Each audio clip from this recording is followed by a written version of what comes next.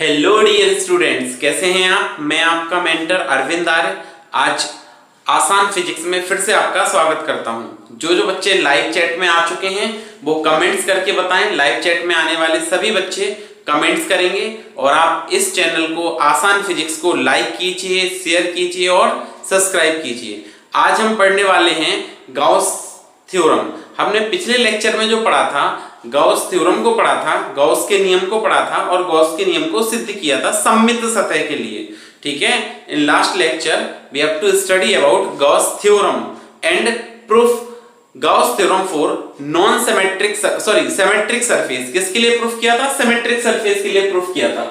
आज हम पढ़ेंगे proof of Gauss theorem for non symmetric surface. Gauss का नियम असममित सतह के लिए सिद्ध करेंगे। किसके लिए सिद्ध करेंगे? असममित सतह के लिए। तो हम क्या लिखेंगे? Gauss's theorem for non symmetric surface. क्या है? Gauss theorem for non symmetric surface. Gauss theorem for non symmetric surface, for non symmetric surface. Gauss theorem for non symmetric surface. ठीक है, हम क्या पढ़ेंगे? गॉस थ्योरम पढ़ेंगे किसके लिए? नॉन सिमेट्रिक सरफेस के लिए। ठीक है, असममित सतह के लिए, असममित सतह के लिए। ठीक है, असममित सतह के लिए गॉस की प्रमेय। क्या पढ़ेंगे? असममित सतह के लिए गॉस की प्रमेय। असममित सतह के लिए गॉस की प्रमेय। गॉस की प्रमेय। गॉस की प्रमेय किसके लिए? असममित सतह के लिए। असममित सतह के लिए हमको क्या करना है? गॉस थ्योरम प्रूफ करना है। गॉसेस थ्योरम प्रूफ करना है किसके लिए? For non symmetric surface. ठीक है, गॉस का नियम सिद्ध करेंगे किसके लिए? असममित सतह के लिए। किसके लिए करेंगे? असममित सतह के लिए। अच्छा, अगर आप असममित सतह के लिए सिद्ध करते हो तो हमने ऐसे माना कि एक असममित सतह हो गई, कंसीडर नॉन सिमेट्रिक सरफेस। एक असममित सतह है, इस असममित सतह के अंदर किसी बिंदु O पर एक प्लस क्यू आवेश रखते हैं। किसी बिंदु O पर क्या रखते हैं? एक प्लस क्यू आवेश रखते हैं और इस बिंदु O से स्मॉल r दूरी पर असममित सतह पर एक बिंदु P स्थित है। इस बिंदु P पर हमको क्या करना है? विद्युत क्षेत्र की तीव्रता ज्ञात करनी है। ठीक है, क्या करना है? इस बिंदु P पर विद्युत क्षेत्र की तीव्रता ज्ञात करनी है। एक और अच्छा सा डायग्राम बनाते हैं हम इसका। आपको क्या बताया गया है कि हमने माना कि एक असममित सतह है। एक कैसी सतह है ये एक असममित सतह है जिसका सरफेस एरिया S मान लिया। इसके अंदर किसी बिंदु O पर एक प्लस क्यू आवेश स्थित है। बिंदु O से स्मॉल r दूरी पर असममित सतह के पर एक बिंदु P है जिस पर हमको क्या करना है? विद्युत क्षेत्र की तीव्रता ज्ञात करनी है। अब हमने पढ़ा है विद्युत क्षेत्र की तीव्रता एक सदिश राशि है और प्लस आवेश के कारण इसकी दिशा जो होती है वो कैसे होती है? आवेश से दूर की ओर होती है। कैसे होती है? आवेश से दूर की ओर होती है। क्या बताया? माना एक असममित सतह है जिसका पृष्ठीय क्षेत्रफल S है। इसके अंदर किसी बिंदु O पर एक प्लस क्यू आवेश स्थित है। बिंदु O से स्मॉल r दूरी पर असममित सतह पर एक बिंदु P है जिस पर विद्युत क्षेत्र की तीव्रता प्लस क्यू आवेश के कारण कैसे आएगी? दूर की ओर। तो अगर इसका हम परिमाण लिखें, इस बिंदु पर विद्युत क्षेत्र की तीव्रता का परिमाण लिखें तो हम क्या लिखेंगे? प्लस क्यू आवेश के कारण बिंदु P पर विद्युत क्षेत्र की तीव्रता। प्लस क्यू आवेश के कारण बिंदु P पर प्लस विद्युत क्षेत्र की तीव्रता। तो ये क्या आएगा? E बराबर क्या आएगा? E बराबर 1/4 pi epsilon naught into Q upon R square. ये पहली इक्वेशन बन गई। ठीक है, प्लस क्यू आवेश के कारण बिंदु P पर विद्युत क्षेत्र की तीव्रता। क्या बताया आपको? Consider a non symmetric surface. Inside this non symmetric surface at point O a plus q charge is placed. क्या? Consider a non-symmetric surface having surface area S and inside this non-symmetric surface at point O a plus q charge is placed and from point O at a distance small r a point P is situated at which electric field intensity is away from the charge because क्या पढ़ा था? Electric field intensity is a vector quantity so its direction is always away from the charge. ठीक है, विद्युत क्षेत्र की तीव्रता एक सदिश राशि है और इसकी दिशा धनावेश के कारण आवेश से दूर की ओर होती है। So electric field intensity at point P due to this plus q charges E equal to 1/4 pi epsilon naught q upon r²। Plus q आवेश के कारण बिंदु P पर विद्युत क्षेत्र की तीव्रता, प्लस q आवेश के कारण बिंदु P पर विद्युत क्षेत्र की तीव्रता क्या आएगी? E बराबर 1/4 pi epsilon naught q upon r²। ये पहली इक्वेशन आ गई आपकी। ठीक है, अच्छा अब हमने बताया था, आपने अगर पुराना लेक्चर देखा है, फर्स्ट लेक्चर देखा है कि किसी भी सिमेट्रिक या नॉन सिमेट्रिक सरफेस के लिए, किसी भी सममित या असममित सतह के लिए यदि आप विद्युत क्षेत्र की तीव्रता ज्ञात करना चाहते हो तो उस पर एक छोटे से पार्ट के लिए, छोटे से एलिमेंट के लिए हम उस पर क्या करते हैं, उसको कई सारे छोटे छोटे एलिमेंट में डिवाइड कर सकते हैं। तो किसी एक छोटे से एलिमेंट के लिए, एक छोटे से अल्पांश भाग के लिए तीव्रता ज्ञात कर लें और उसका क्या कर दें, पृष्ठीय समाकलन या रेखीय समाकलन या आयतन समाकलन करके फाइनल आंसर कैलकुलेट कर सकते हैं। सो हमें क्या करना है, इस नॉन सिमेट्रिक सरफेस के कारण इलेक्ट्रिक फील्ड इंटेंसिटी कैलकुलेट करनी है, असममित सतह के कारण विद्युत क्षेत्र की तीव्रता ज्ञात करनी है। तो इसको ज्ञात करने के लिए बिंदुओं से r दूरी पर असममित सतह पर हमने क्या किया, ds पृष्ठीय क्षेत्रफल का एक अल्पांश लेते हैं। कितने पृष्ठीय क्षेत्रफल का अल्पांश लेते हैं? ds पृष्ठीय क्षेत्रफल का एक अल्पांश लेते हैं। इसका पृष्ठीय क्षेत्रफल कितना माना है? ds माना है, तो इसका ds पृष्ठीय क्षेत्रफल का एक अल्पांश ले लिया, ds वेक्टर। अब देखो ये नॉन सिमेट्रिक सरफेस है, तो नॉन सिमेट्रिक सरफेस पर जब नॉन सिमेट्रिक सरफेस पर आप अभिलंब बनाओगे, नॉर्मल ड्रॉ करोगे, तो वो क्या करेगा, विद्युत क्षेत्र की तीव्रता के साथ एक कोण बनाएगा। When we draw the normal on non-symmetric surface, then it makes a certain angle with the electric field, with the electric field. So हम क्या कहेंगे, electric flux passing through this non-symmetric surface, ठीक है, electric flux passing through the small element ds taken on the non-symmetric surface, ठीक है।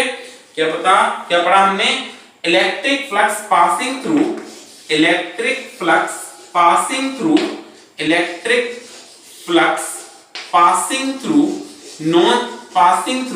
small element ds, passing through small element ds taken on non-symmetric surface, small element ds taken on non-symmetric surface, ठीक है, non symmetric surface, ठीक है, non symmetric surface. हमने क्या किया, non symmetric surface पर जो स्मॉल एलिमेंट लिया है उस पर हमने क्या करना है, electric field intensity electric flux calculate करना है।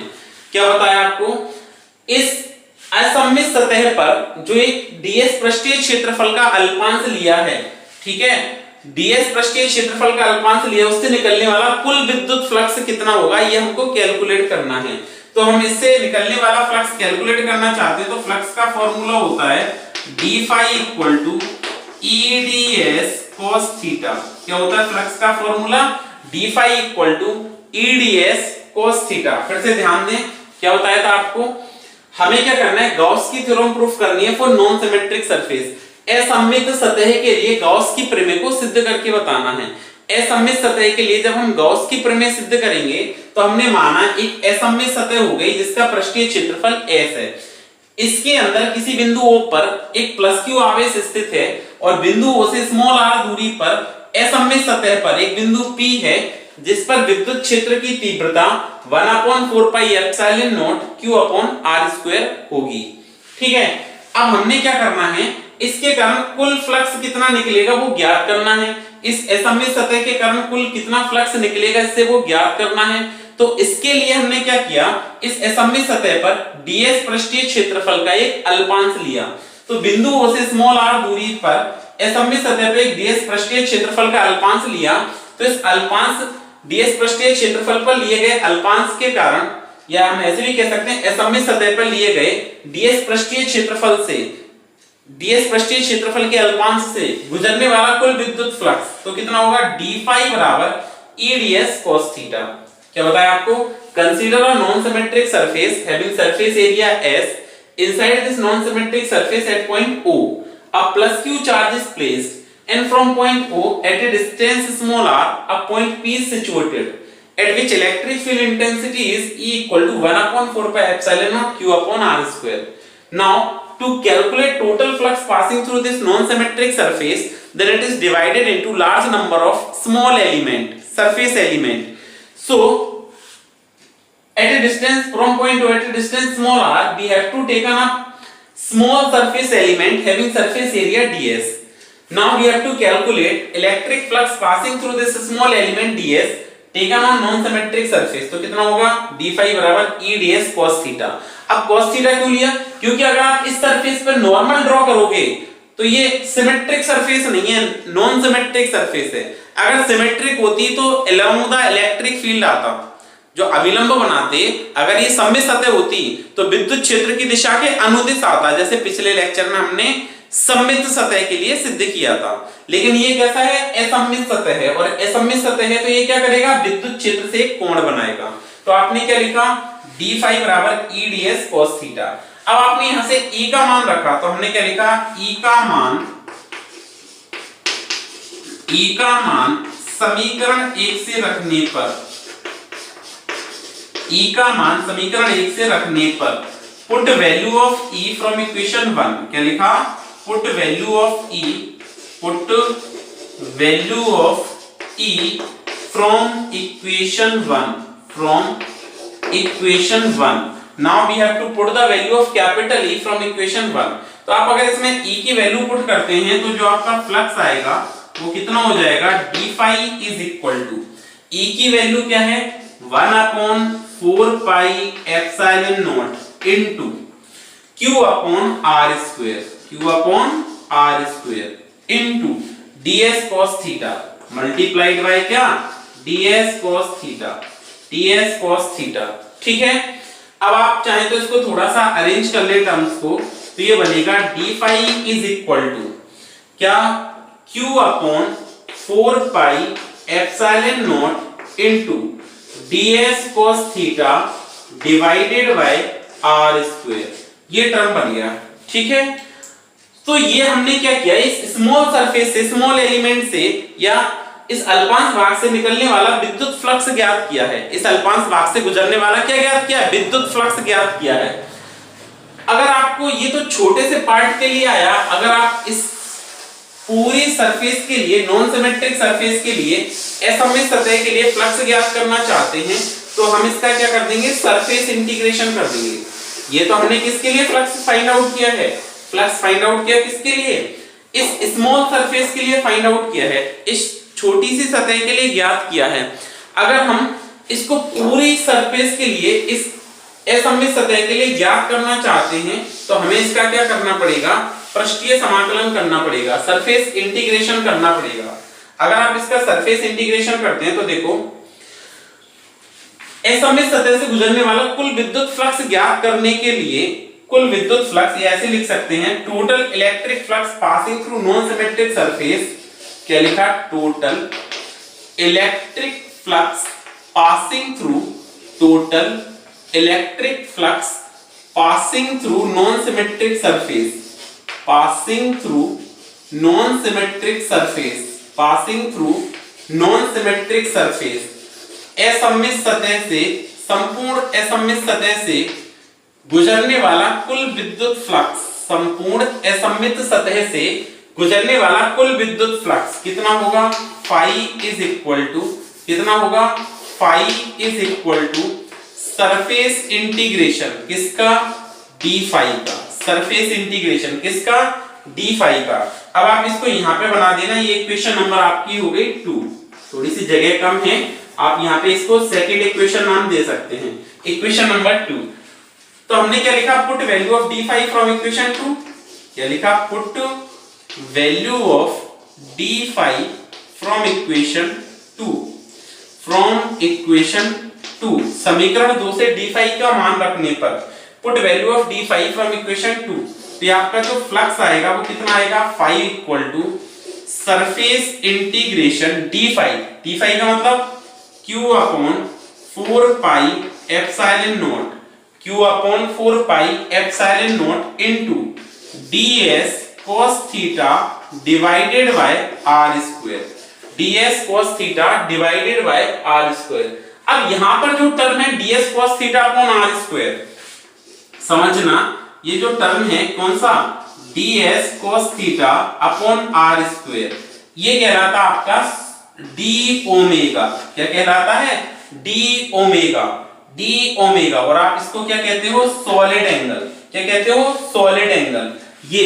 ये नॉन सिमेट्रिक सॉलिड सरफेस है ना, तो ये वाला एंगल बनेगा जो होगा वो सॉलिड एंगल d ओमेगा। क्या कहलाएगा, ये वाला एंगल आपका सॉलिड एंगल कहलाएगा, और इसको आप लिखेंगे d ओमेगा। और ये रेडियस आपकी कितनी थी, r, ये रेडियस है r, तो ये सॉलिड एंगल कहलाता है। इक्वल टू हम क्या लिख सकते हैं, ये क्या है, सॉलिड एंगल। क्या है, सॉलिड एंगल। ठीक है, घन कोण बोलते हैं हिंदी में इसको, क्या बोलते हैं, घन कोण बोलते हैं। क्या बोलते हैं, घन कोण बोलते हैं, सॉलिड एंगल बोलते हैं। तो अगर आप ये सॉलिड एंगल की वैल्यू लिखते हैं तो ये क्या आएगा, d phi is equal to, देखो सरफेस इंटीग्रेशन करना है तो आपने लिखा सरफेस इंटीग्रेशन पृष्ठीय समाकलन q upon 4 pi epsilon naught, q upon 4 pi epsilon naught into d omega into ds cos theta by r square को क्या लिख सकते हैं, d ओमेगा। क्या है ये, सॉलिड एंगल। क्या है ये, सॉलिड एंगल। ठीक है, घन कोण। क्या है, घन कोण। तो हमने इसको लिख दिया q upon 4 pi epsilon not d omega. अब आपने 11th में जो यूनिट डायमेंशन चैप्टर है, इकाई एवं विमा है, उसमें पढ़ा होगा सॉलिड एंगल के बारे में। ठीक है, फिर से ध्यान दें, ये हमने क्या किया था, इस स्मॉल सरफेस के कारण फ्लक्स कैलकुलेट किया था। Flux passing through this small surface कितना आया था, d phi equal to q upon 4 pi epsilon naught ds cos theta upon r square. इसको हमने कहा ये इक्वेशन हो गई 2। कौन सी इक्वेशन हो गई, 2। अब आप देखिए, so total electric flux passing through this non symmetric surface, इस पूरी असममित सतह से गुजरने वाला कुल विद्युत फ्लक्स। तो हमने क्या किया, phi equal to surface integration d phi. अब इस d फाई की वैल्यू पुट कर दी यहां पे। तो जो आपका ds cos theta by r square है, इसको हम क्या कहते हैं, सॉलिड एंगल कहते हैं। क्या कहते हैं, घन कोण कहते हैं, सॉलिड एंगल कहते हैं। किसको, ds cos theta by r square किसके बराबर होता है, d ओमेगा। किसके इक्वल होता है, d ओमेगा के। इसको हम घन कोण कहते हैं, सॉलिड एंगल कहते हैं। अच्छा, तो आपने इसको आपने क्या लिखा, d ओमेगा लिख दिया। अब देखो इसको आगे सॉल्व करेंगे जब, तो ये d ओमेगा लिख दिया हमने। जब आप इसको आगे सॉल्व करेंगे d ओमेगा वाले टर्म को, तो देखिए ये क्या आएगा, आगे सॉल्व किया हमने इस टर्म को, तो ये आपका क्या बन गया, ध्यान दीजिए। जब आप इसको आगे सॉल्व करने जाएंगे तो ये टर्म बनेगा आपका फाई इक्वल टू, हमने क्या लिखा, फाई इज इक्वल टू क्या आया ये आपके पास में, q upon 4 pi epsilon naught, q upon 4 pi epsilon not. क्योंकि कौन सा इंटीग्रेशन करना है आपको, सरफेस इंटीग्रेशन करना है, और किसका करना है, d ओमेगा का। ठीक है, तो अभी तो ये स्मॉल एंगल है, तो ये क्या बना, d ओमेगा। तो ये पूरी सरफेस के लिए, ठीक है, कितना होगा, 4 पाई स्टेरेडियन। तो आप क्या लिख सकते हैं, surface integration of d omega equal to 4 pi steradian. आपने पढ़ा था, एक तो एंगल पढ़ा था और एक सॉलिड एंगल पढ़ा था, एक एंगल पढ़ा था और एक सॉलिड एंगल पढ़ा था। तो जो सॉलिड एंगल है वो क्या होता है, घन कोण जो है वो किसके लिए एप्लीकेबल होता है आपका, एक तो होती है आपकी प्लेन एंगल, ठीक है, जैसे सर्कल हो गया, और एक होता है सॉलिड एंगल जैसे स्फीयर हो गया। तो यहाँ पे क्या हो जाएगा, ये 4 पाई स्टेरेडियन होती है इसकी value. Surface integration of d omega for non symmetric surfaces 4 pi steradian. असममित सतह के लिए इसका जब पृष्ठीय समाकलन करोगे तो ये कितना आएगा, 4 पाई स्टेरेडियन। अगर ये हाफ होती, हाफ सरफेस होती, तो हाफ हो जाता 2 पाई स्टेरेडियन।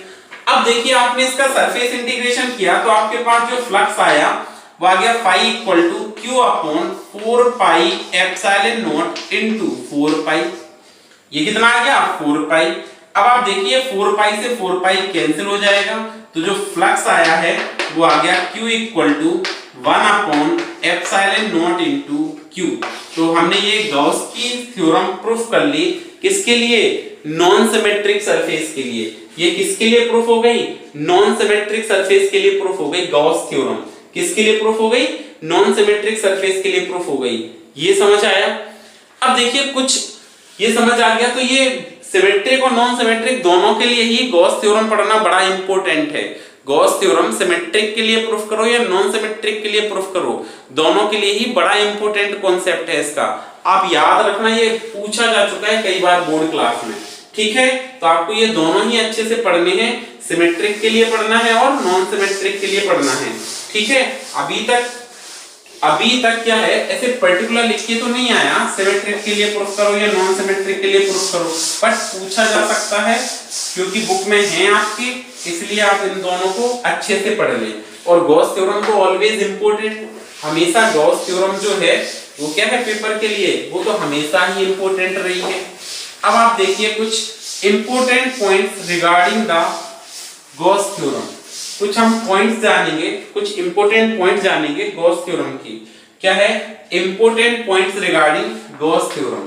तो हमने लिखा important points for Gauss theorem, important points for Gauss theorem, Gauss की प्रमेय के लिए कुछ महत्वपूर्ण बिंदु फॉर गॉसेस थ्योरम, या important points of Gauss theorem लिखो। गॉस की प्रमेय के कुछ इंपॉर्टेंट पॉइंट्स लिखने हैं, ठीक है?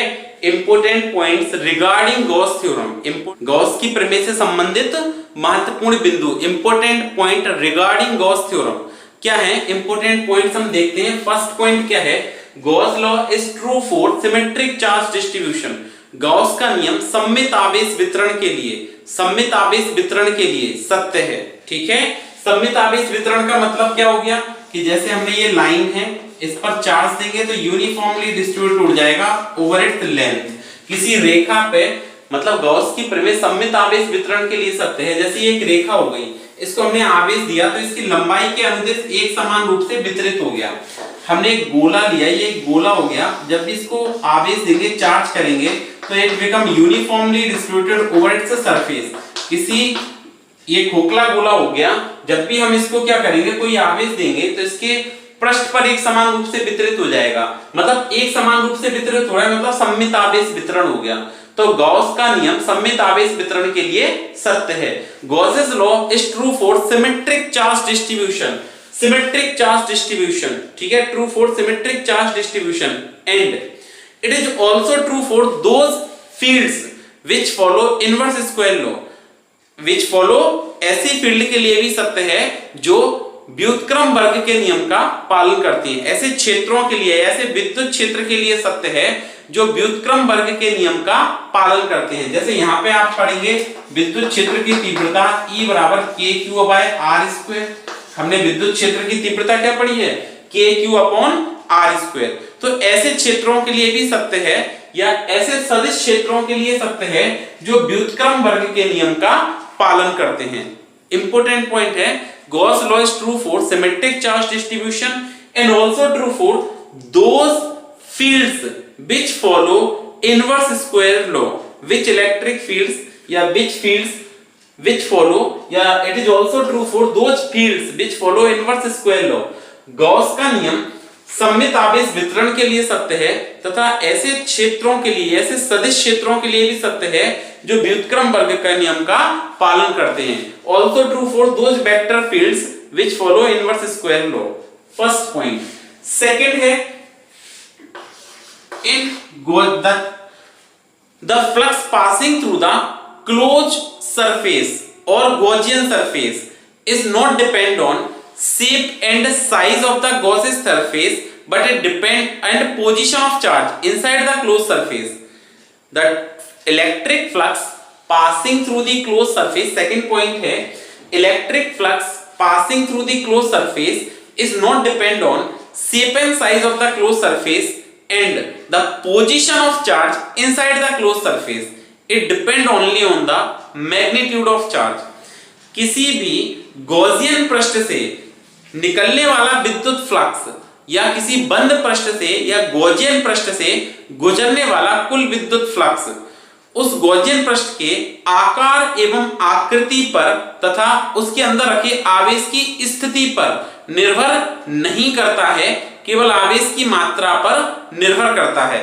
देखिए कैसे, क्या बताया, कि आपके पास ये एक सरफेस हो गई, गॉसियन सरफेस बना दी हमने, ये नॉन सिमेट्रिक गॉसियन सरफेस है, इसको हमने एनक्लोज्ड कर दिया गॉसियन सरफेस के अंदर, इसके अंदर एक गॉसियन सरफेस बना दी और इसके अंदर कोई चार्ज रख दिया +q। कितना चार्ज रखा है? +q। आपसे पूछें कि बताओ इससे फ्लक्स कितना निकलेगा, कितना फ्लक्स निकलेगा, तो आप क्या कहोगे? phi = 1/ε0 into q। कितना निकलेगा? phi = 1/ε0 into q। चार्ज केवल रखा है, ये डिस्ट्रीब्यूट नहीं है, ये अलग कंडीशन है। चार्ज डिस्ट्रीब्यूशन नहीं है, यहाँ पे चार्ज डिस्ट्रीब्यूशन नहीं है, क्या है? केवल चार्ज रखा है इनसाइड द क्लोज सरफेस। ये चार्ज आपका रखा है इनसाइड द क्लोज सरफेस। तो जैसे हमने कहा कि जो गॉस का नियम है, गॉस के नियम में अगर हम फ्लक्स कैलकुलेट करते हैं, फ्लक्स ज्ञात करते हैं, तब किसी भी बंद सतह से गुजरने वाला कुल विद्युत फ्लक्स या किसी गॉसियन पृष्ठ से गुजरने वाला कुल विद्युत फ्लक्स उस गॉसियन पृष्ठ के आकार एवं आकृति तथा आवेश की स्थिति पर निर्भर नहीं करता है। जैसे मैं कहूं ये पहली कंडीशन हो गई, और कहूं मैंने ये स्फीयर बना दिया, यहाँ पे मैंने क्या किया? एक +q चार्ज रख दिया। मैं कहूं बताओ इससे फ्लक्स कितना निकलेगा? इसके चारों तरफ हमने एक गॉसियन सरफेस बना दी। आपसे कहेंगे कि इस पर फ्लक्स कितना निकलेगा, तो आप क्या कहेंगे? phi = 1/ε0 into q। मैं एक सिलेंड्रिकल सरफेस ले लूं, हमने एक सिलेंडर बना दिया, बेलनाकार सतह बना दी है, ये बेलनाकार सतह हो गई, एक सिलेंड्रिकल सरफेस हो गई। इसके अंदर हमने क्या किया? यहाँ पे कोई चार्ज प्लेस्ड किया, ठीक है, ये क्लोज सरफेस बना दी, यहाँ पे गॉसियन सरफेस बना दी। अब मैं कहूँ यहाँ पे कोई चार्ज रखा है +q। आपसे कहें फ्लक्स कितना होगा, तो आप क्या कहेंगे? phi = 1/ε0 into q। कितना होगा? 1/ε0 into q। और देखो मैं यहाँ पे इस सरफेस को ऐसे भी बना सकता हूँ, इस तरह से बना दी मैंने एक सरफेस, ठीक है, ये एक क्यूब बनाया है। क्या बनाया है? ये क्यूब बनाया है। अगर इस क्यूब से मैं पूछूं कि फ्लक्स कितना पास होगा, ये क्यूब बना दिया हमने, इस क्यूब को, ये क्यूब हो गया, इस क्यूब में हमने क्या किया? अंदर एक +q चार्ज रख दिया। क्यूब के अंदर कितना चार्ज रख दिया? +q चार्ज रख दिया। और आपसे पूछें कि बताओ इस क्यूब से कितना फ्लक्स पास होगा, तो सेम आएगा। ये क्यूब आ गया आपका, और आपसे अगर पूछा जाए कि what is the flux passing through this cube, इस क्यूब से कितना विद्युत फ्लक्स निकलेगा, तो आप क्या कहोगे? 1/ε0 into q। कितना होगा? 1/ε0 into q। कब? जब इसके अंदर कोई हम +q चार्ज रख दें और आपसे पूछे कि फ्लक्स बतलाइए, तो आप क्या कहेंगे? phi = 1/ε0 into q। इतना फ्लक्स इससे गुजरेगा, ठीक है।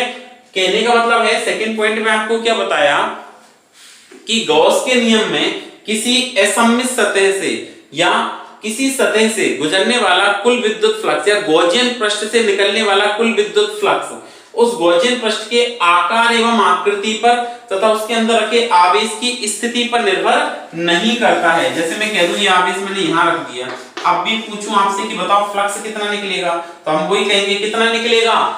phi = 1/ε0 into q। कितना निकलेगा? 1/ε0 into q।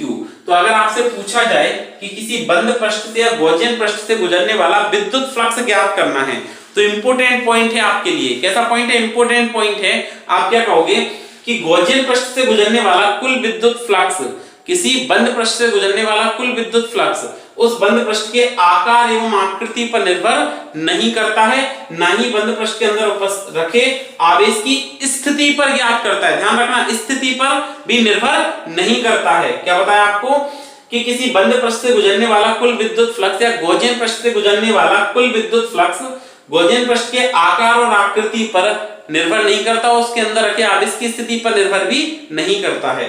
क्या बताया आपको? The total flux passing through the close surface is not depend on shape and size of the Gaussian surface or closed surface or also not depend on the position of the charge inside the closed surface। ठीक है, जैसे मैंने इसमें कहा कि flux बताओ 1/ε0 q, इसमें 1/ε0 into q, इसमें 1/ε0 into q, इसमें भी 1/ε0 into q। लेकिन देखो इसके आकार आकृति अलग है, शेप एंड साइज डिफरेंट है, पोजीशन ऑफ चार्ज भी डिफरेंट हो सकते हैं।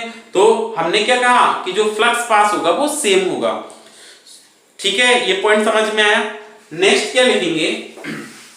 Third point, the electric flux passing through the closed surface depend on magnitude of charge placed inside the closed surface।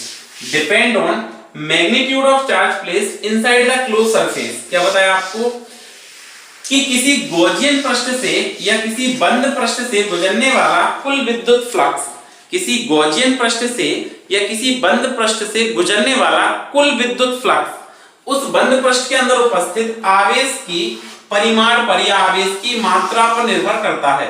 एक बंद पृष्ठ हो गई, क्लोज सरफेस हो गई, और मैंने कहा यहाँ पे चार्ज हो गया ये +8q, ये हो गया -2q, यहाँ पे रख दिया -7q, यहाँ पे रख दिया +9q। आपसे कहेंगे इससे फ्लक्स बताओ, इस क्लोज सरफेस से फ्लक्स बताओ, इस क्लोज सरफेस से फ्लक्स बताओ। What is the flux passing through this close surface? तो हमने फॉर्मूला पढ़ा है क्या, phi = 1/ε0 into सिग्मा q। ठीक है, इससे हम फाइंड आउट कर सकते हैं। तो phi = 1/ε0 into सिग्मा q का मतलब ये कितना 8q प्लस 9q, ठीक है, -7q माइनस 2q। अब आपसे पूछे कि बताओ टोटल फ्लक्स कितना हो गया, तो आपने क्या लिखा, phi = 1/ε0 into ऐड करो 17 हो गया, ये 17 में से 7 गया तो 10 और 2 गया तो 8q आ जाएगा। ठीक है, तो ये आपका फ्लक्स आ जाएगा इस क्लोज सरफेस से। मतलब the electric flux passing through the closed surface is depend on magnitude of charge present inside the closed surface. The electric flux passing through the Gaussian surface depend on magnitude of charge enclosed by the closed surface. किसी भी बंद पृष्ठ से या Gaussian पृष्ठ से गुजरने वाला विद्युत फ्लक्स उस गॉसियन पृष्ठ के अंदर उपस्थित आवेश की मात्रा पर निर्भर करता है, स्थिति पर नहीं, मात्रा पर निर्भर करता है कि कितनी मात्रा आवेश की उसके अंदर उपस्थित है। ठीक है, नेक्स्ट पॉइंट देखिए, फोर्थ पॉइंट है, इसमें हम क्या लिखेंगे, ये भी बड़ा ही इंपॉर्टेंट पॉइंट है। फोर्थ पॉइंट ध्यान दीजिए क्या है, if E = 0, if phi = 0 for the closed surface, then it is not necessary that कि E = 0। ठीक है, किसी बंद पृष्ठ के लिए यदि, नेक्स्ट फोर्थ पॉइंट है, किसी बंद पृष्ठ के लिए यदि E = 0 है, then phi = भी 0 होगा। बट इफ, ठीक है, phi = 0, then it is not necessary that कि E = 0 है। फिर से ध्यान दें, किसी बंद पृष्ठ के लिए किसी गॉसियन पृष्ठ पर अगर विद्युत क्षेत्र 0 है तो फ्लक्स भी 0 ही होगा। बट किसी बंद पृष्ठ या गॉसियन पृष्ठ का अगर फ्लक्स 0 है तो ऐसा जरूरी नहीं कि उसका विद्युत क्षेत्र 0 होगा। क्या बताया आपको कि if electric field passing through the close surface become 0, electric field passing through closed surface become 0, then it is necessary that the electric flux of this closed surface is 0. But if flux passing through the closed surface is 0, then it is not necessary that the electric field passing through this closed surface become 0. कहने का मतलब है कि यदि किसी Gaussian पृष्ठ या बंद पृष्ठ पर विद्युत क्षेत्र 0 है तो उसका फ्लक्स भी 0 ही होगा। लेकिन अगर किसी बंद पृष्ठ का फ्लक्स 0 है तो ऐसा जरूरी नहीं कि उसका विद्युत क्षेत्र भी 0 हो, ऐसा जरूरी नहीं है कि उसका विद्युत क्षेत्र क्या हो, 0 हो। जैसे एग्जांपल देखो, मैं फिफ्थ पॉइंट में बताता हूं। ये आपकी एक इलेक्ट्रिक फील्ड हो गई, सिमेट्रिक इलेक्ट्रिक फील्ड हो गई, ठीक है। इस सिमेट्रिक इलेक्ट्रिक फील्ड में हमने क्या रखा, एक सिलेंडर रखा, ये एक बेलन रखा, इस तरह से सममित विद्युत क्षेत्र में क्या रखा, एक बेलन रखा है। ये अगर आपने पहला लेक्चर देखा हो तो आपको याद आ रहा होगा, एक सिमेट्रिक इलेक्ट्रिक फील्ड में हमने एक बेलनाकार सतह रख दी, ठीक है। This is the electric field E vector. In symmetric electric field a cylinder is placed. मैं पूछूं आपसे कि बताओ फ्लक्स कितना निकलेगा इस सिलेंडर से, बट कंडीशन है कि इसके अंदर कोई चार्ज नहीं होना चाहिए। ध्यान रखना, ये जो आपने क्या रखा है, सिलिंड्रिकल सरफेस रखी है यूनिफॉर्म इलेक्ट्रिक फील्ड में, तो इस सिलिंड्रिकल सरफेस के अंदर कोई चार्ज नहीं होना चाहिए। इस सिलिंड्रिकल सरफेस को हमने केवल इलेक्ट्रिक फील्ड में रख दिया, बस ये है। क्या होता है आपको, जब हम किसी बेलनाकार सतह को बाह्य विद्युत क्षेत्र में रखें, ध्यान रखना, लेकिन इस बेलनाकार सतह के अंदर अलग से कोई आवेश उपस्थित नहीं होना चाहिए, अलग से कोई आवेश उपस्थित नहीं होना चाहिए। आप नहीं तो कह दो यहाँ पे कि सर ये +Q चार्ज और रख दिया हमने इसके अंदर, अब नहीं, अब तो अलग कंडीशन हो जाएगी। अगर इसके अंदर कोई चार्ज नहीं है और इसको एक समान विद्युत क्षेत्र में रखा है, तो इसका फ्लक्स कितना होगा, इससे निकलने वाला विद्युत फ्लक्स कितना होगा, 0, क्योंकि आने वाला फ्लक्स, आने वाली विद्युत बल रेखा है बराबर जाने वाली। तो मैं आपसे कहूं कि इस सरफेस पे बताओ तो 0 डिग्री कोण बनेगा, इस सरफेस पे बताओ तो 180 डिग्री बनेगा, और इस सरफेस पे बताओ तो 90 डिग्री बनेगा। अब ये वाला न्यूमेरिकल हम सॉल्व कर चुके हैं। जरूरी नहीं यही सतह हो, कोई भी हो, कोई भी सरफेस हो, एनी सरफेस, हमेशा whenever any surface is placed in external electric field enclosing, do not enclosing any charge, then flux passing through the closed surface become 0। जब हम क्या करें, किसी भी सममित सतह को जिसके अंदर कोई आवेश उपस्थित ना हो बाह्य विद्युत क्षेत्र में रखते हैं, ठीक है, तो उससे गुजरने वाला कुल विद्युत फ्लक्स क्या होता है, 0 होता है। उससे निकलने वाला कुल विद्युत फ्लक्स क्या होता है, 0 होता है। क्यों होता है, क्योंकि फॉर्मूला है आने वाला फ्लक्स बराबर जाने वाला फ्लक्स, ठीक है, ठीक है। फ्लक्स एंटरिंग, क्या पढ़ा आपने, flux entering is equal to flux leaving, flux entering equal to, या field entering equal to field leaving, equal to field leaving. जितना क्षेत्र इसमें प्रवेश करेगा उतना ही क्षेत्र बाहर निकल जाएगा। Field entering equal to field leaving, जितना क्षेत्र प्रवेश करेगा, जितना क्षेत्र प्रवेश करेगा उतना ही बाहर निकल जाएगा। अगर प्रवेश कर रहा है इसके अंदर, प्रवेश कर रहा है, बल रेखा अंदर की ओर आ रही है, तो ये फ्लक्स हमने पढ़ा है नेगेटिव फ्लक्स होता है, ऋणात्मक फ्लक्स होता है। पहला लेक्चर ध्यान से देखना। और जब बाहर निकलना, ये बल रेखाएं दूर की तरफ जा रही हैं, तो ये कैसा होगा, पॉजिटिव फ्लक्स होगा। तो आपसे कहें नेट फ्लक्स बताओ कितना, तो 0। नेट फ्लक्स कितना, इस बंद पृष्ठ से कुल फ्लक्स कितना निकलेगा, ये नेट फ्लक्स कितना निकलेगा, तो 0 निकलेगा। समझ आया ये। और देखो ये हमने कोई नॉन यूनिफॉर्म इलेक्ट्रिक फील्ड बना दी, ये नॉन यूनिफॉर्म इलेक्ट्रिक फील्ड में भी आपने कोई सरफेस रख दी इस तरह से, और आपसे पूछे यहाँ पे कि फ्लक्स बताओ, ठीक है, ये नॉन यूनिफॉर्म इलेक्ट्रिक फील्ड है। इस नॉन यूनिफॉर्म इलेक्ट्रिक फील्ड में भी आपने क्या दिया, एक सिलेंडर रख दिया, और आपसे पूछे इस सिलेंडर का फ्लक्स कितना होगा, यूनिफॉर्म सिलेंडर है ये, फ्लक्स कितना होगा, तो आप क्या कहेंगे, 0। कितना फ्लक्स निकलेगा, इससे भी 0 होगा, ठीक है। बट इसके अंदर कोई चार्ज नहीं होना चाहिए। तो आपको क्या बताया कि when a uniform surface is placed in, या symmetric surface is placed in uniform electric field और non uniform electric field, do not enclosing any charge, then flux passing through it is become 0, because and field entering equal to field leaving. अब जो enter कर रही है field वो negative हो जाएगी, जो लीव कर रही है वो पॉजिटिव हो जाएगी, तो नेट फ्लक्स क्या हो जाएगा, 0 हो जाएगा। नेट फ्लक्स क्या हो जाएगा, 0 हो जाएगा। ये बात समझ में आ गई, नेट फ्लक्स क्या हो जाएगा, 0 हो जाएगा। फिर नेक्स्ट देखो, नेक्स्ट पॉइंट है, नेक्स्ट पॉइंट नंबर 6। ये क्या है, नेक्स्ट पॉइंट क्या कहता है कि व्हेनेवर, नेक्स्ट पॉइंट क्या कहता है, whenever a charge enclosed by symmetric surface then flux passing through it, whenever the charge enclosing by symmetric surface, किसी सममित सतह के अंदर आवेश स्थित है, charge enclosing by symmetric surface, कोई सममित सतह है, उस सममित सतह के अंदर कोई आवेश उपस्थित है, ये एक सममित सतह हो गई, सिमेट्रिक सरफेस हो गई, स्फीयर, ठीक है। इस सिमेट्रिक सरफेस के अंदर यहाँ पर कोई चार्ज रखा है +Q, मैं कहूं इस सिमेट्रिक सरफेस से फ्लक्स कितना पास होगा बतलाइए। तो आप क्या लिखेंगे, phi equal to 1/ε0 into Q। मैं कहूं फ्लक्स कितना निकलेगा, तो आप क्या कहेंगे, phi equal to 1/ε0 into Q। एक कोई सममित सतह है, उसके अंदर +Q चार्ज रखा है उसके केंद्र पर, और आपसे कहें कि इससे फ्लक्स कितना निकलेगा, तो आप क्या कहोगे, 1/ε0 इनटू Q।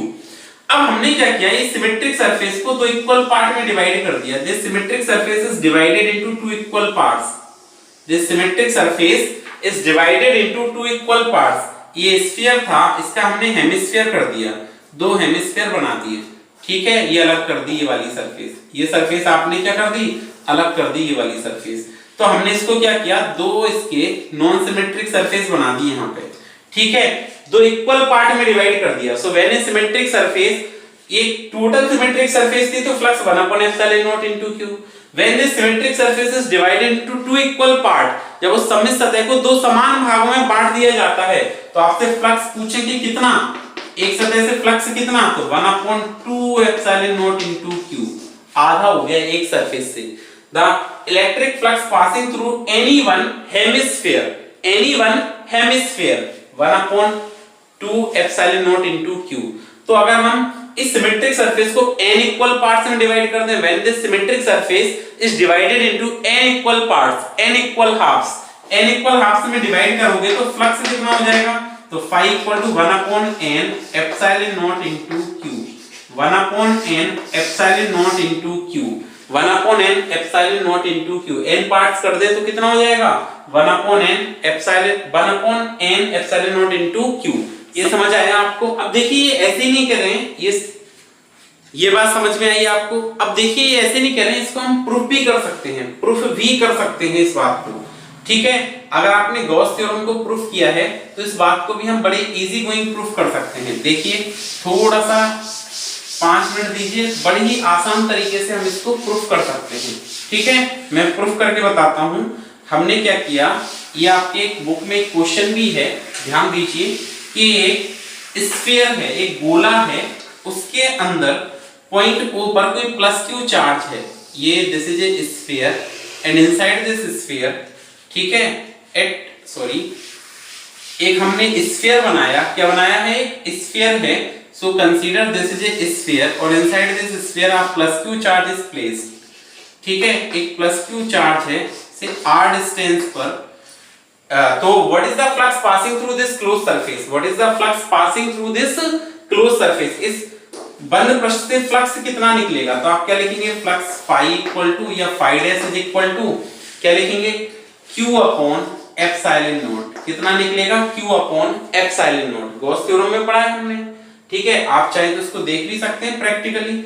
आपने ये क्लोज सरफेस से फ्लक्स कैलकुलेट करना है तो हमने ये क्लोज सरफेस बना दी, इसके अंदर इस पर क्या लिया, एक स्मॉल सरफेस ली और flux passing through this small surface calculate करना है आपको। इस अल्प पृष्ठ से फ्लक्स ज्ञात करना है। तो ध्यान दीजिए, हमने पढ़ा विद्युत क्षेत्र की तीव्रता सदिश राशि है +q, आप इसके कारण बाहर की ओर नॉर्मल बनाएंगे, n कैप इस डायरेक्शन में बन जाएगा। आपसे कहे इससे विद्युत क्षेत्र बतलाइए, इलेक्ट्रिक फील्ड कैलकुलेट कीजिए, तो आप क्या लिखेंगे, E = kq/r²। इसका इलेक्ट्रिक फील्ड आ गया, कितना आ गया, kq/r²। अब हमने कहा इस पर हमने स्मॉल एलिमेंट लिया ds सरफेस एरिया का, एक स्मॉल एलिमेंट ले लिया ds सरफेस एरिया का। इस एलिमेंट के कारण फ्लक्स कितना पास होगा, तो आप क्या कहेंगे, d∅ = E ds cos theta. अब आप देखिए यहाँ पे सिमेट्रिक सरफेस है तो इलेक्ट्रिक फील्ड और नॉर्मल टू द सरफेस कैसे होंगे, पैरेलल होंगे। कैसे होंगे, पैरेलल। तो थीटा कितना बना यहाँ पे, 0 डिग्री बना। अगर आपका थीटा 0 डिग्री रह गया तो आप फ्लक्स कैलकुलेट करेंगे तो ये क्या हो जाएगा, d∅ = E की वैल्यू क्या है, kq/r² और ds cos 0, ठीक है। cos 0 की वैल्यू क्या होती है, 1। cos 0 की वैल्यू क्या होती है, 1। तो आपने d∅ कैलकुलेट किया तो d∅ क्या आ गया, k की वैल्यू भी लिख देते हैं 1/4πε0 into q/r² into ds। ये तो स्मॉल सरफेस के लिए आया, इस स्मॉल सरफेस के लिए आया, इस टोटल सरफेस के लिए कैलकुलेट करना है। देन इंटीग्रेटिंग बोथ साइड, तो हमने यहाँ पे दोनों पक्षों का समाकलन कर दिया। अगर इस पूरी सतह से ज्ञात करना है तो d∅ का इंटीग्रेशन आपका phi हो जाएगा 1/4πε0 q/r² कांस्टेंट है, q/r² कांस्टेंट है, बाहर लिख दिया। तो आपने यहाँ पे क्या किया, सरफेस इंटीग्रेशन कर दिया ds का। अब देखो मैंने बताया था सरफेस इंटीग्रेशन करेंगे तो जैसी सरफेस बन रही होगी वैसा इंटीग्रेशन होगा, जिस प्रकार की सरफेस बन रही होगी उस प्रकार का इंटीग्रेशन होगा। तो सरफेस कैसी बन रही है, स्फेरिकल सरफेस है, तो सरफेस एरिया ऑफ स्फीयर क्या होता है, 4πr²। Surface area of sphere क्या होता है 4 पाई आर स्क्वायर, तो 1 upon epsilon naught into q upon r square into 4 pi r square. अब आप ध्यान दीजिए, देखो 4 पाई आर स्क्वायर से ये 4 पाई और ये आर स्क्वायर कैंसिल हो गया, क्या बचा q अपॉन एप्सिलॉन नॉट, क्या बचा q अपॉन एप्सिलॉन नॉट। तो ये सरफेस पूरी सरफेस से हो गया, बट इसको मैं जो इक्वल पार्ट्स में डिवाइड कर दूं, कितने पार्ट में डिवाइड कर दूं, दो इक्वल पार्ट्स में डिवाइड कर देता हूं इस सरफेस को, और कहूं एक पार्ट से फ्लक्स कितना पास होगा वो कैलकुलेट करना है। हमने क्या किया, इसके दो इक्वल पार्ट कर दिए, इसको दो इक्वल पार्ट में डिवाइड कर दिया और आपसे क्या पूछा, एक पार्ट का फ्लक्स कैलकुलेट करके बताओ। इसको दो इक्वल पार्ट्स में डिवाइड कर दिया और आपसे क्या कहा, एक पार्ट का फ्लक्स कैलकुलेट करके बताओ। ठीक है, क्या पूछा, एक पार्ट का क्या करना है आपको, फ्लक्स कैलकुलेट करना है। इसके दो इक्वल पार्ट्स कर दिए। अब देखो इसके अंदर इस पॉइंट O पर प्लस Q चार्ज है, R डिस्टेंस हो गई है, ठीक है, this is A point P। तो फील्ड तो कैसे होगी, अवे, प्लस Q चार्ज के कारण इलेक्ट्रिक फील्ड कैसे होगी, अवे, यहाँ पे प्लस Q चार्ज रखा है पॉइंट O पर, ठीक है। अब अगर आप इस पर सरफेस पर नॉर्मल ड्रॉ करोगे तो विद्युत क्षेत्र की तीव्रता यही आएगी kq/r²। नॉर्मल ड्रॉ करोगे तो इसी डायरेक्शन में। इस पर हमने क्या किया, एक स्मॉल एलिमेंट लिया। अगर आप इस सरफेस पे क्या करेंगे, स्मॉल एलिमेंट लेंगे, कितने सरफेस का, ds सरफेस एरिया का, ये स्मॉल एलिमेंट ले लिया। तो flux eds cos theta, angle कितना 0 डिग्री, ये cos 0 की वैल्यू 1, तो kq/r² ds हमने लिख दिया। अब कैलकुलेट करना है टोटल फ्लक्स, तो दोनों साइड का इंटीग्रेट कर देंगे, सेम तरीका है। लेकिन यहाँ पे आपको कितनी सरफेस से निकालना है, हेमिस्फेरिकल सरफेस से निकालना है। तो surface area of hemisphere, surface area of hemisphere, अर्धगोले का पृष्ठीय क्षेत्रफल क्या होता है 2 पाई आर स्क्वायर, कितना 2 पाई आर स्क्वायर। अब देखो ये आर स्क्वायर से आर स्क्वायर गया, पाई से पाई गया, तो ये 2 टाइम्स कैंसिल होगा।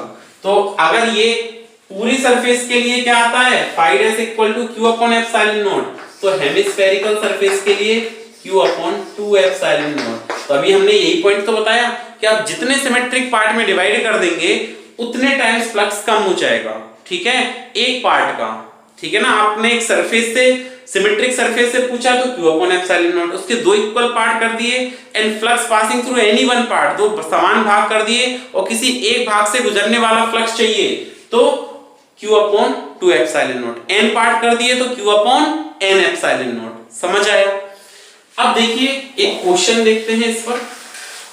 आपको क्या क्वेश्चन गिवन है कि a sphere having radius 0.03 metre, a sphere having radius, एक कोई स्फीयर है, एक कोई गोला दिया गया है जिसकी त्रिज्या 0.03 मीटर है, ठीक है। एक गोला है, सिमेट्रिक गोला है, सममित सतह है, गोला है जिसकी त्रिज्या कितनी है 0.03 मीटर, ठीक है। a symmetric sphere having radius, symmetric sphere having radius 0.03 meter, having radius 0.03 meter and a charge of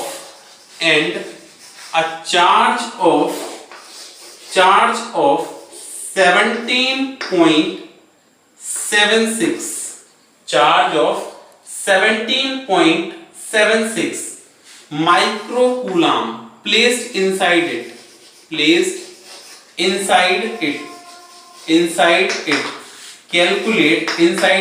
calculate flux passing through it, flux passing through it, calculate flux passing through it, ठीक है। आपको क्या given है, क्या कह रहे हैं आपसे कि एक 0.03 मीटर त्रिज्या का एक सममित गोला है, ठीक है, उसके अंदर 17.76 माइक्रोकूलम का आवेश स्थित है, तो उससे गुजरने वाला विद्युत फ्लक्स बतलाइए, ठीक है।